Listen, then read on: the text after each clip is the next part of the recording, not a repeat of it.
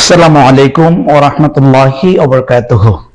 সম্মানিত শিক্ষার্থী বন্ধুরা, আপনাদের সামনে আজকে হাজির হয়েছি আমাদের সবচেয়ে একটি গুরুত্বপূর্ণ টপিকস নিয়ে, যেটি আমাদের একেবারে ষষ্ঠ শ্রেণী থেকে শুরু করে প্রত্যেকটি শিক্ষার্থীর জন্য সবচেয়ে গুরুত্বপূর্ণ। আজকে আমরা সেই বিষয়টি নিয়ে আলোচনা করছি, সেটা হচ্ছে ভয়েস চেঞ্জ। আমরা শুরু থেকে শেষ পর্যন্ত যদি ভালো করে বুঝতে চান, তাহলে আমার ক্লাসটি ভালো করে খেয়াল করার জন্য সবার প্রতি অনুরোধ করছি। তাহলে আমরা দেখব, প্রথমত আলোচনা করব যে ভয়েস চেঞ্জ, সেটাখান থেকে আমরা কিভাবে পরিবর্তন করব সেই বিষয়টা আগে দেখে নেব। তবে তার আগে আপনাদের সবাইকে একটা জিনিস বলে নি, সেটা হচ্ছে ভয়েস যদি আপনি ভালো করে বুঝতে চান, তিনটা জিনিস আপনার ভালো করে জানতে হবে। তার মধ্যে একটা হচ্ছে আপনাকে প্রথমত টেন্স জানতে হবে, অর্থাৎ টেন্স হচ্ছে প্রধানত 3 প্রকার আর মোট হচ্ছে 12 প্রকার। সেই বিষয়টি আমাদেরকে ভালো করে জানতে হবে। এরপর দ্বিতীয় নম্বর আমরা দেখব যে আমাদের যেটা সবচেয়ে গুরুত্বপূর্ণ, সেটা হচ্ছে পার্সন। এই বিশেষটি আমাদের অবশ্যই লাগবে। এরপর তৃতীয় নম্বরে আমরা যেটা দরকার, সেটা হচ্ছে আমাদের যে নাম্বার পরিবর্তন যেগুলো আছে, এই বিষয়গুলো আমাদের অবশ্যই পড়তে হবে। তাহলে এই তিনটা জিনিস আমাদের সবচেয়ে গুরুত্বপূর্ণ। প্রথমত বলছি টেন্স লাগবে, দ্বিতীয়ত হচ্ছে পার্সন লাগবে, আর তৃতীয় হচ্ছে নাম্বার পরিবর্তনগুলো আমাদের সবচেয়ে গুরুত্বপূর্ণ, এই বিষয়গুলো লাগবে।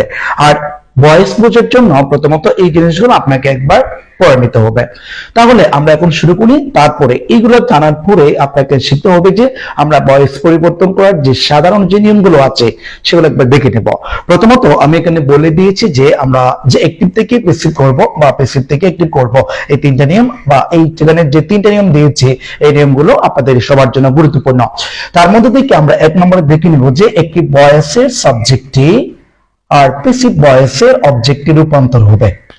তারপর একটি প্রিপোজিশন বাই হতে পারে, এট হতে পারে, ইন হতে পারে, টু হতে পারে। আর এই শব্দগুলো অবশ্যই পরিবর্তন হবে আপনার মূল শব্দের উপর ভিত্তি করে। আর মূল শব্দ যদি মনে করেন যে অনেক সময় আমরা জানি কি নোর ক্ষেত্রে আমরা যখন প্যাসিভ করতে যাব, তখন প্রিপোজিশন বাই না বসে আমাকে টু বসাতে হবে। তো এখানে বিভিন্ন কতগুলো শব্দ আছে, শব্দগুলো আমরা ক্রমান্বয়ে দেখে নেব। তবে তার আগে আমরা নিয়মগুলো একবার দেখে নিচ্ছি। তাহলে এক নম্বর আমরা যে নিয়মটা পড়ছি, সেটা হচ্ছে একটি ভয়েসের সাবজেক্টটি প্যাসিভ ভয়েসের অবজেক্ট হয় এবং তার পূর্বে একটি প্রিপোজিশন বাই বসে। তাহলে আমরা সবসময় বাই বসাতে পারবো না, তবে শব্দের উপর ভিত্তি করে ইন, এট, টু ইত্যাদি বসায়। দ্বিতীয় নম্বর যে নিয়মটি আছে, সেটা হচ্ছে একটি ভয়েসের অবজেক্টটি প্যাসিভ ভয়েসের সাবজেক্ট হবে।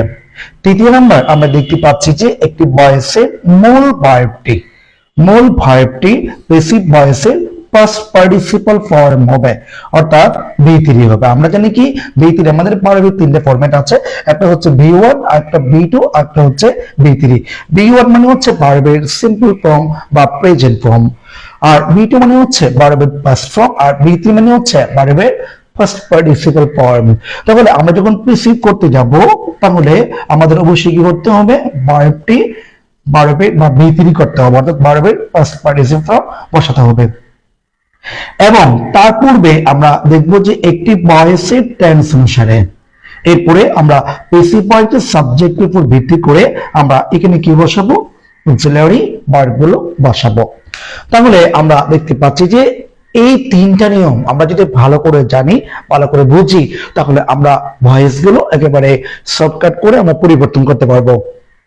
তাহলে এখন দেখে নিব যে আমরা যে বলছি অক্সিলারি ভার্ব বসাবো, সেইগুলো আমরা কিভাবে করব সেই বিষয়টি আপনাদের দেখে দিচ্ছি। তাহলে এখন আমরা দেখব যে আমরা অক্সিলারি ভার্বের যে ব্যবহারগুলো আছে আমি এখানে বলে দিয়েছি। প্যাসিভ ভয়েসের সাবজেক্টের পর এবি ব্যবহার, অর্থাৎ এবি বলতে অক্সিলারি ভার্বকে বুঝিয়েছি।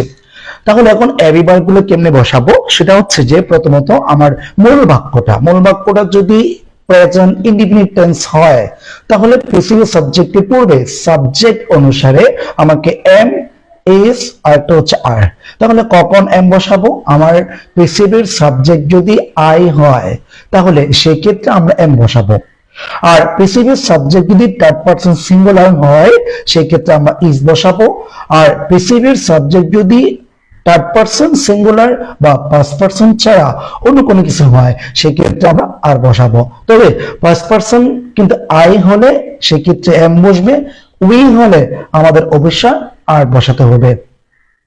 ঠিক তো আমার একটিভ বাক্যটা যদি ফার্স্ট ইনডিফিনিট টেন্সে চলে যায় সেই ক্ষেত্রে আমাদের প্যাসিভ সাবজেক্টের পরে একটা হচ্ছে ওয়াজ আর একটা হচ্ছে ওয়ার ইত্যাদি ওয়ার্ডগুলো বসবে। কখন ওয়াজ বসবে? আমার প্যাসিভ সাবজেক্টটি যখন থার্ড পারসন সিঙ্গুলার হবে তখন আমাকে অবশ্যই ওয়াজ বসাতে হবে। আর প্যাসিভ সাবজেক্ট যদি আপনার থার্ড পারসন সিঙ্গুলার না হয়ে অন্য কিছু হয় সেই ক্ষেত্রে আমরা ওয়ার ব্যবহার করব।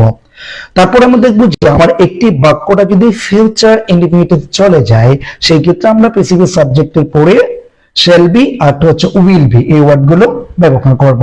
তাহলে আমি এখন আপনাদের তিনটা বাক্য দেয়া সহজে বোঝানোর জন্য চেষ্টা করছি। প্রথমত শর্টকাট একটা বাক্য দেব, বাক্যটা হচ্ছে এমন, ইউ ডু দা ওয়ার্ক। সংক্ষিপ্ত একটা বাক্য দিলাম ছোট্ট করে, আমরা এই বাক্যটাকে প্যাসিভ করব। তো প্যাসিভ করার জন্য আমরা প্রথমত যে তিনটা জিনিস খুঁজে নিব সেটা হচ্ছে এই বাক্য থেকে কোনটি সাবজেক্ট, কোনটি পার্ট আর কোনটি অবজেক্ট আমরা খুঁজে নিব। প্রথমত আমরা এখানে দেখতে পাচ্ছি এটা হচ্ছে সাবজেক্ট, আর এটা দেখতে পাচ্ছি এটা হচ্ছে ভার্ব, এটা হচ্ছে অবজেক্ট।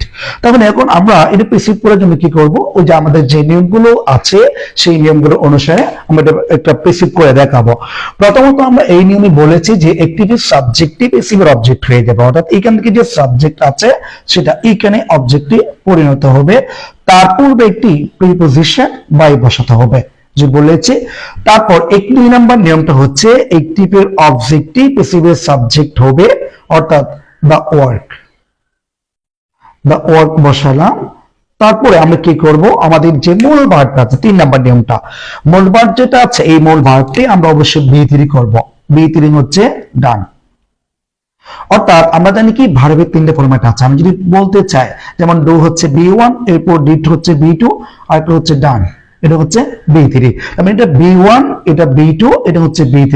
B1 মানে ভার্বের সিম্পল ফর্ম বা প্রেজেন্ট ফর্ম বা বেস ফর্ম, আর B2 মানে হচ্ছে আপনার ভার্বের পাস্ট ফর্ম, আর B3 মানে হচ্ছে ভার্বের পাস্ট পার্টিসিপল ফর্ম। তাহলে আমরা কি করব, একটিভের সাবজেক্টিভ প্যাসিভ অবজেক্ট করলাম, তারপর একটি প্রিপোজিশন বাই বসালাম, তারপর একটিভের অবজেক্টিভ প্যাসিভের সাবজেক্টে রূপান্তর করলাম, এরপরে ভার্বের 3 নাম্বার করলাম। তারপরে আমরা এই যে বলেছি যে আমাদের এখানে যে এই 3 নাম্বার রুলসে বলেছি একটিভের টেন্স, মানে একটিভের টেন্স অনুসারে বা একটিভের টেন্স এবং প্যাসিভের সাবজেক্টের অনুসারে অক্সিলারি ভার্ব বসবে। আমি দেখবো যে আমার যে একটি বাক্য আছে এটা হচ্ছে একটিভ, এটা যদি প্রেজেন্ট ইনডিফিনিট টেন্সে হয় তাহলে প্যাসিভ সাবজেক্টের পরে 3টা শব্দ বসাতে হবে, একটা হচ্ছে এম, আর একটা হচ্ছে ইজ, আর একটা হচ্ছে আর।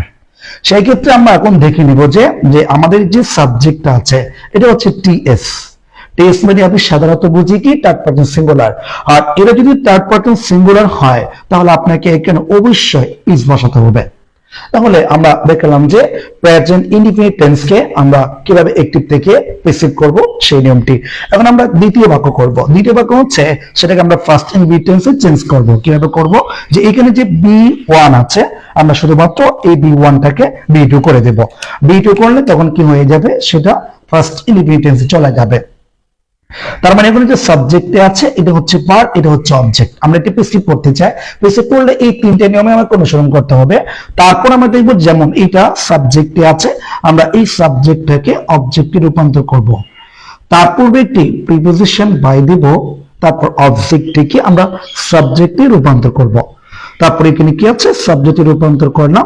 তারপর এখানে আমরা কি করব, B2 যেটা আছে এই B2টা আমরা এখানে B3 করে দেব, B3 করলাম। তারপর এই জায়গাতে আমি একটু ক্লিয়ার করে লিখে দিই, যেমন দা ওয়ার্ক লিখলাম। তারপর এই জায়গাতে যে খালি আছে এখানে কি বসাবো, এখন এখানে কি বসাবো, এখান থেকে কোন ওয়ার্ডটি বসাবো সেটা নির্ভর করবে আমার একটিভ টেন্স অনুসারে। এই টেন্সটা যদি প্রেজেন্ট ইনডিফিনিট টেন্স হয় আমরা এই 3টা বসাবো, এটা যদি ফার্স্ট টেন্সে চলে যায় তাহলে আমরা ওয়াজ ওয়ার বসাবো। এখন সেই ক্ষেত্রে আমি কি ওয়াজ বসাবো নাকি ওয়ার বসাবো সেটা নির্ভর করবে আপনার প্যাসিভের সাবজেক্টের উপর ভিত্তি করে। এটা যদি থার্ড পারসন সিঙ্গুলার হয় আপনাকে অবশ্যই এখানে ওয়াজ বসাতে হবে। তাহলে আমরা প্রথমে দেখলাম যে আমরা প্রেজেন্ট ইনডিফিনিট টেন্স কি কিভাবে অ্যাক্টিভ করে সেটাও দেখলাম। এরপর আমরা দেখলাম যে সেটাকে এখন অ্যাক্টিভ বা ফার্স্ট ইনডিফিনিট টেন্স কে কিভাবে প্যাসিভ করতে হবে সেটাও আমি দেখলাম। এরপরে পরবর্তী আমরা তৃতীয় নাম্বার আরেকটি বাক্য দেখাবো। বাক্যটা হচ্ছে যেমন আমি যদি আপনাদের তৃতীয় নাম্বার আরেকটি বাক্য দেখাই, সেটা হচ্ছে আমি যদি তৃতীয় নাম্বার বলি you will do the work. You will do the work. এই ক্ষেত্রে আমরা পেসিভ করব। পেসিভ করলে কি করতে হবে? আগের নিয়ম অনুসারে একটি সাবজেক্টটি পেসিভের অবজেক্টে নিয়ে যাব, তার পূর্বে একটি প্রিপোজিশন বাই বসাবো, এর আগে একটা প্রিপোজিশন বাই বসাবো, তারপর অবজেক্টটিকে সাবজেক্টে নিয়ে আসবো, তারপর আমরা কি করব? মূল ভার্বটি বি3 করব। তারপর আমরা কি করব? এই যে বলেছিলাম যে একটিভ টেন্স যদি আপনার একটিভ বাক্যটা যদি ফিউচার ইন্ডিফিনিটিভে চলে যায়, আমরা দুইটা শব্দ বসাই, একটা হচ্ছে শ্যাল বি আর একটা হচ্ছে উইল বি।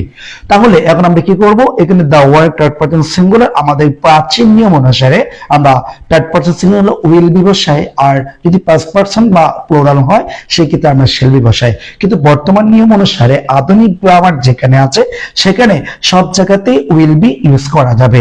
আমরা সেই ক্ষেত্রে এখানে কি বসাবো? Will be. তাহলে এখন আমরা কি করলাম? পেসিভ করলাম। তাহলে আজকে ক্লাসটা এখানে শেষ করছি। তবে তার আগে একটা কথা বলে রাখি, আপনার ক্লাসটা যদি ভালো লেগে থাকে অবশ্যই ভিডিওটি শেয়ার করে অন্যদের মাঝে জানান করে দিবেন। তো আজকে এখানে শেষ করছি। সবাই ভালো থাকবেন, সুস্থ থাকবেন। আসসালামু আলাইকুম ওয়া রাহমাতুল্লাহ।